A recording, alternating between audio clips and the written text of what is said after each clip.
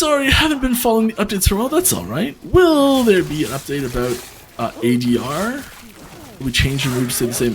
Like, we're talking about like adaptive, the boss reduction, boss DR. Yes. If you look at the title of the stream, I'm going to talk about that today. Yeah, we are removing it. I guess we can just talk about it now. Adaptive boss damage reduction is getting cut for 1.1. It will no longer be something that exists in Last Epoch. So the big feedback we've been getting a lot with it. I guess we can go over some goals first, and then talk about feedback. So one of the goals of a system like this that we have is, having the bosses not just be insta deleted, while also not having while slightly reining in the difference between a oh my god WTF epic OP build and hey, look what I built in my spare time for fun type builds. Thank you very much for the sub, Loco John DK. Thank you. Might be interested in this. And so yeah, so that's the main things the adaptive boss DR is doing, and how. Let's talk about, I guess, how it does that. So how it does that is by it gives the boss a bunch of damage reduction to start. So you like boss spawns in and has a bunch of damage reduction, and then just straight multiplicative DR. And as time passes, where you are not dealing damage to the boss, that just falls off. That erodes, that fades away. So it's vanishing, disappearing, and eventually it'll just get back to normal flat damage. And then anytime you are spent damaging the boss, depending on how fast you're damaging the boss and how much you're damaging the boss, it will gain more DR. So the boss will, as you hurt it more, it takes less damage. As you hurt it less, it takes more damage. Pretty simple. It is built in such a way that the fastest way to kill a boss is by just killing the boss. There's no like, oh, slow DPS here to get a slingshot boost and kill it real fast. Like it reacts instantly, mid ability and everything. So it's like there is no really gaming the system, which is good. But at the same time, it does leave people where they're like, oh, okay, like they go to a test dummy and they're like, oh, this meteor hits for 10,000 damage. Then you go to a boss and oh, this meteor hits for 1,000 damage. Great, that's awesome. And there's this that feeling we've been getting a lot of feedback on that feeling being not so awesome. So we are really looking at replacing the system with something that achieves the same goals, makes the boss fights more interesting, more dynamic, and still lets your numbers be big. Still lets you really have a good feeling of, hey, I got this new sword, it does more damage, and now I do more damage and I kill the boss that proportionally faster technically. So like we are when we do remove adaptive boss damage reduction, we are replacing it with something else. I want to stand in this. I want my dude back. They just killed him. So what are we replacing it with? We figured it would be best to replace it with something that is that leverages existing in-game systems already for defenses. Something that is really easy to communicate to the player what's happening, how it works, what's going on, all that sort of stuff. Where there's not really a like, hey, why isn't my damage why is my damage nerfed so much? And then they have to like go look in the game guide, like find out why this is happening, or they go to the forums and things like that. And it's this like confusion point, and it's just like it doesn't feel good, and it's like, oh, okay, and this is like, can I do anything to play around this to play better? Oh, and then you find out no, I can't. And it's like it doesn't feel good. The whole experience kind of sucks right now, and so we're trying to target that feeling and bring back the like boss fights in general to be a little more fun, just from switching that system up. Oh yes, can I expand on what's actually replacing the adaptive DR system will be? Absolutely, I'd love to. I've been kind of stalling till I get to the boss fight a little bit here. So I guess I'll just talk about it here. We're using Ward. So Ward is already a system that's built into Last Epoch for having a temporary shield. I think this is a pretty natural option, and anyone who's been following along is probably not very surprised by this. So what's going to happen?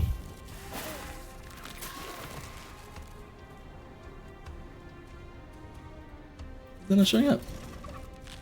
Oh no! Oh no! Wasn't gonna show that right away.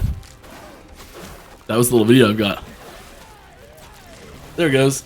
Okay, so here's an example of what a health bar, an enemy boss health bar, may look like in 1.1. I've got a little clip for you. You can see it in action too in a second. So we'll break down what's happening here. So every boss and almost every mini boss, so not every mini boss, but most of them do have these little pips you see. This little pip, this one, and here's one that's been activated. And so these are like these for Majasa at the end of the campaign, which I still haven't done in this character. These are the four. So there's 4 breakpoints, and so we can pick and choose based on which boss it is, how many breakpoints it has. I can have any number of them really, and as you get their health down to that point, so you're fighting the boss, you get to this point, and it gets it gets a portion of its health back as ward when you hit this point. So you get to this point, and it gets a brief stun, so it does stun the boss when you get to the point, and then it fills up its health bar with ward. And the ward amount right now I think is 75% of its max health. We're still adjusting that, so it's somewhere in the range of 3/4 of its health is probably going to be the amount of ward that it gets, and that might become variable per boss as well. Having it be consistent is probably better in general. And then so unlike normal ward, this ward, the decay rate is inverted from what normal ward is. So normal ward, normal ward is based on the decay of ward is based on the amount of total ward you have. So if you have 10,000 ward, your ward decays faster than if you have 1,000 ward. Bosses are different. When a boss gets ward, its ward decay rate increases with time. So the longer the boss has ward, the faster that ward disappears. So if you have some sort of like a huge combo that you can set up to do a bunch of spike damage, you can do that as the ward is getting low, or as it's like emptying, and then you can spike to the next one if you want. So there's a little bit of counterplay there. There's a little bit of ways you can like actually adjust your play if you really want to min-max your combat mechanics themselves, which I think is a really positive thing to have, especially when it is displayed somewhere that is more intuitive. I have notes. Well, yeah, we can position the breakpoints not evenly spaced if we want. We can put them wherever we want. And a few times we do mess them a little bit. So sometimes we'll use the breakpoints as also phase change indicators. So it's like you get to this breakpoint, and like there's a phase change that happens at this breakpoint. So it's this really natural, clean break, and it's really obvious what's happening.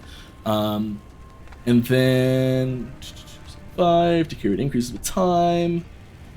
Oh yeah, and then like tankier boss, the rate that the ward decay rate increases at is different for different types of bosses. Thank you, Heavy, very much for the 10 gifted subs to the community. Congrats to anyone who got one of those. That's big. Yeah, I know you've been trying it here. Hope you've been enjoying it. I take it you probably have, given that reaction. Yeah, so like if there's like a really tanky boss, maybe we'll like make the decay rate increase a little bit slower, things like that. And then yeah, so I've got a little video to show you about how this looks in the fight. And so this is kind of two things. One, to just show you how it flows. It's a very short clip. I just want to preface this by saying this character is as like decked out as you can possibly have. It is super mega, super mega. Like this character is epic. And so this is fighting an empowered 220 corruption. What's it called? A-bomb. It's the A-bomb. So the end of the first monolith, 220 corruption. So it is a beefy boss fight.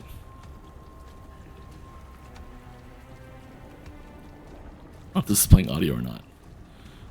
Yeah, so you can see there it's getting ward.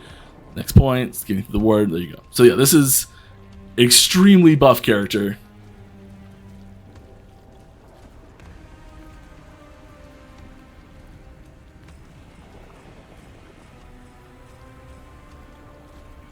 I do this so it gets a full cycle through the clip without anything popping up over top of it. So this is what boss ward is going to look like. So you still can, if you are, this is why I'm pressing this with the perma CC thing, because it is this character is specifically designed to show this extremely quickly, because we're just showing the this boss DR system, or not DR system. Oh my goodness, DR system replacement, the ward system. So this is specifically set up to be happening really quickly and permafreeze this character. It is not a real situation.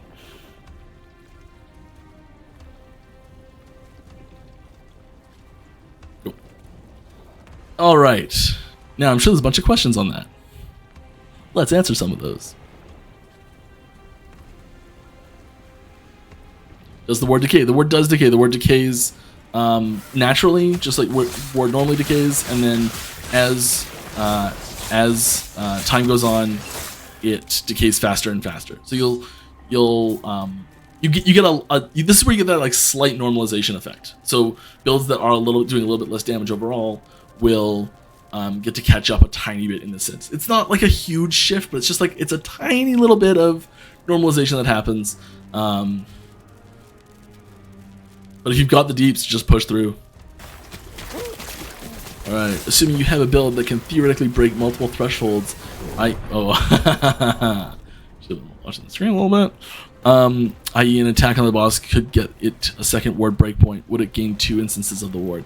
Well, so like it goes through all of the damage. So if you had one hit that could get from like a breakpoint to like and through the ward from that breakpoint, and then through the health to the next breakpoint, you know, and then it would trigger the second one at the end of that. Yeah, like it applies all the damage sequentially and it works properly.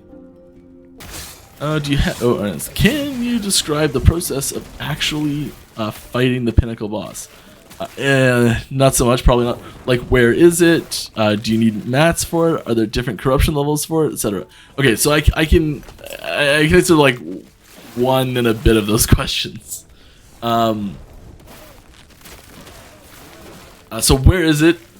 I can't really tell you right now, because it kind of, well, you'll have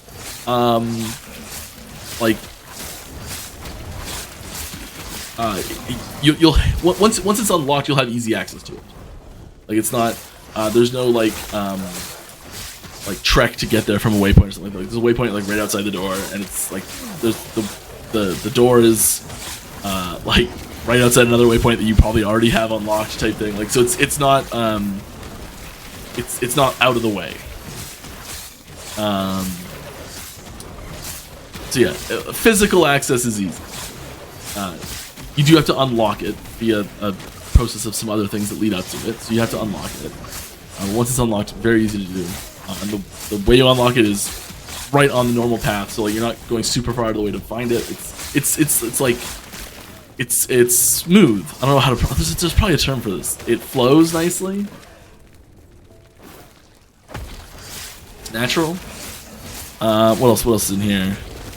You need mats? Yeah, you need things that you get in the process of unlocking it. But yes, like there's a key. You can't just like if you physically can run up to it, open the door. No, you need a key.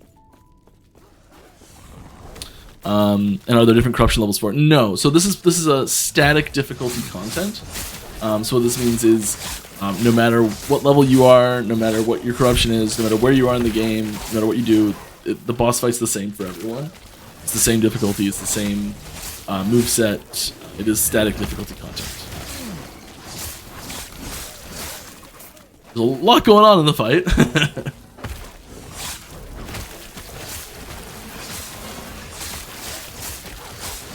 But it does not change based on corruption. Possible Forge Guard rework or potential for one in the future. I mean, I think they're like, I think there's a lot of things that Forge Guard does really right. and we're definitely taking, like, there's things we're adding into it this patch. There's things that I think they'll be improving it, make it feel even better. I think there's a couple skills that could use a rework on Forge Guard, but for the most part, I don't think the entire class needs like a back to the drawing board type thing. I think the theming is really strong. I think the overall abilities play really well. I think there's, you know, just a few key issues. I think it's a lot closer to being a lot of fun than it seems.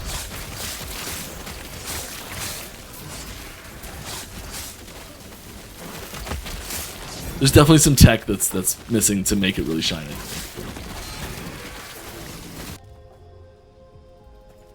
Alright, in that case of no scaling, are you currently planning Uber variants of bosses or just progression? So we already do kind of do the like boss progression with empowered versions of bosses. This one, the version that's launching on 1.1. The Pinnacle boss that's coming in 1.1 will have one difficulty setting. I think having Uber bosses in the future and like combo bosses and all these sorts of intense like hyper challenges are like on the table for future content. 1.1 will have we're coming out with this Pinnacle boss, and the Pinnacle boss will be that one difficulty for that one Pinnacle boss for 1.1. When will the game be available on consoles? Do you think you losing players with PoE 2 and D4 both platforms? Cheers. I think we have to have our PC version rock solid before we start getting into console stuff. We are like there's a lot of things that have to happen to get the game released on a console. That we haven't started yet, just like there's standards you have to adhere to for specific consoles. There's like whether or not it can be paused, and there's all sorts of little things like maximum memory usages and all these things like that need to be met in order to get onto a console. And personally, I've never released a console game myself. There's other people on the team that have. So we're still in very early days of, you know, like looking at relationships with those companies to get Epoch on the console. But we're still a ways out from that, I think. Like, will there be a passive leveling system after reaching level 100 in the future? For example, the Paragon system D3, since they dedicated much time and effort for the safety of Atera and leveled up 13 masteries to level 100 plus, one level 91, one level 83 in this cycle. When can I expect my unique ring? Ring of real learning. With the 10 to 25% increased XP mod. Thanks in advance. That is quite the achievement. That is a lot of extremely high level characters. So wow. We don't really have any plans for leveling up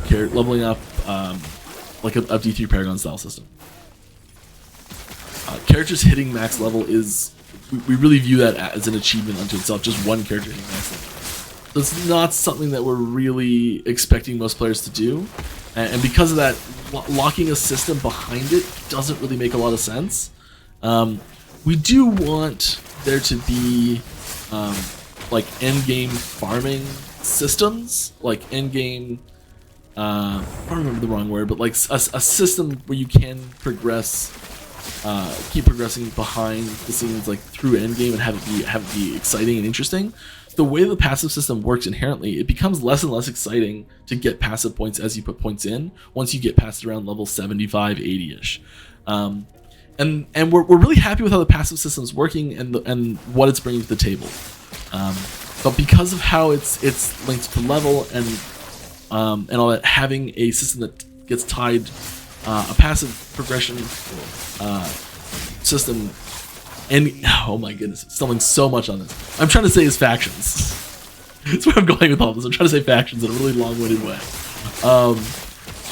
We feel factions more fit that role, and as we get more factions into the game, and as the faction systems get fleshed out more, and you know, fix the issues that we have with them. First passive, which is happening in 1.1, and we're going to keep updating 1.2 and keep adding more as we get through to 3, 4, 5, and all that sort of stuff. So you know you're gonna see updates to that continuing, and that type of in-game progression system to get cool stuff is probably going to come more from the faction system than it is from a system that's tied to one. I see someone asked Steamdeck verification on the menu. We're working on it. We are working on it. I don't think we've quite got that checkmark ready yet. But I know we've like submitted a few builds for checks and things like that. So it is in development. I don't think it's quite there yet.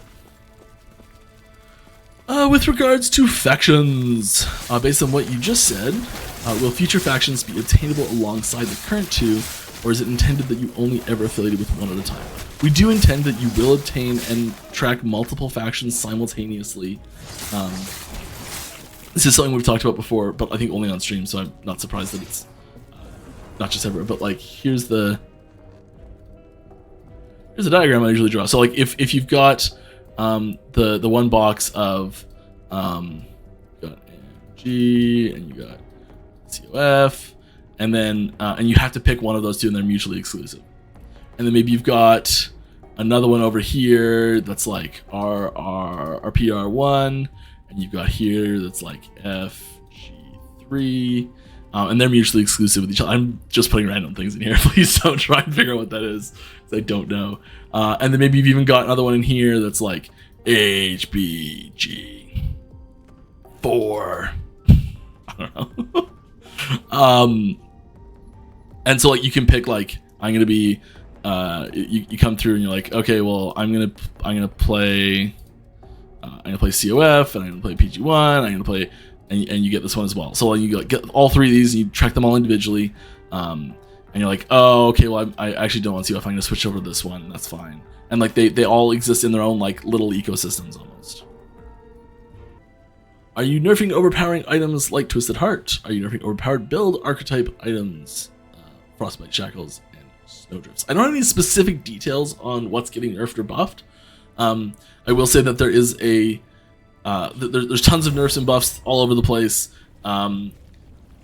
Builds that were previously able to reach several thousand corruption levels will still be incredibly powerful builds relative to the other builds that are out there, but I would not aspire to being able to reach several thousand corruption anymore.